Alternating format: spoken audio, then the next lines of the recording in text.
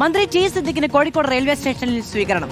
ഷാഹിദ് റഹ്മാൻ വിവരങ്ങളുമായി ചേരുകയാണ്. ഷാഹിദ്, മന്ത്രിസ്ഥാനമൊക്കെ കിട്ടി ചെല്ലുന്ന സമയത്ത് വലിയ സ്വീകരണമാണ് അണികളുടെ ഭാഗത്തു നിന്നുണ്ടാകുന്നത്. നമുക്ക് ദൃശ്യങ്ങളിലും കാണാം, ഏറെ ആളുകളുണ്ട്. താഴെ നിർത്തുന്നില്ല ടി സിദ്ദിഖിനെ.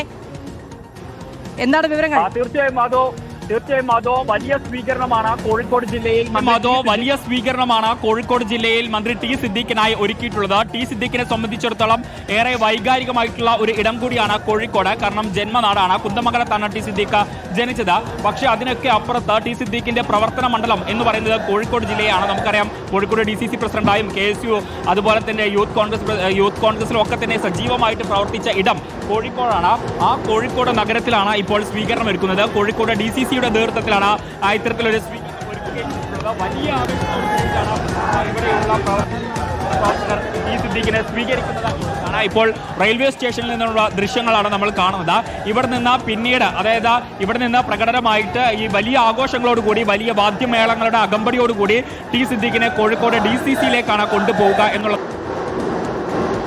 അങ്ങനെയാണ് ഇപ്പോൾ കോഴിക്കോട് DCC അറിയിക്കുകയും ചെയ്തിട്ടുള്ളത്. നഗരത്തിലൂടെ വലിയ രീതിയിലുള്ള ആഹ്ലാദ പ്രകടനത്തോടുകൂടി കോഴിക്കോട് DCCയിലേക്കായിരിക്കും മന്ത്രി ടി സിദ്ദിഖ് പോവുക. പിന്നീട് അവിടെ നിന്നും ഒരുപക്ഷെ മാധ്യമങ്ങളെ കാണാനുള്ള സാധ്യതയുമുണ്ട് എന്നുള്ള വിവരം ഈ ഘട്ടത്തിൽ പുറത്തു വരികയും ചെയ്യുന്നുണ്ട്.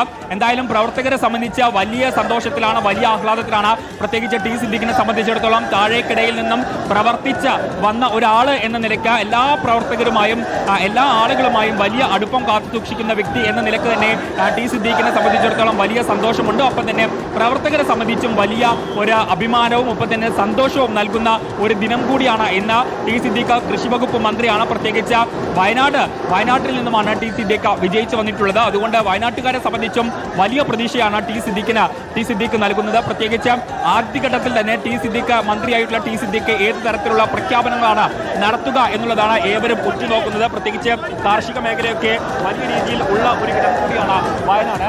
ആ ഒരു ഘട്ടത്തിൽ മന്ത്രിയായിരിക്കെ ടി സിദ്ദിഖ് ഏതെല്ലാം തരത്തിലുള്ള പ്രഖ്യാപനങ്ങളാണ് ആദ്യ ദിനത്തിൽ തന്നെ പ്രഖ്യാപിക്കുക.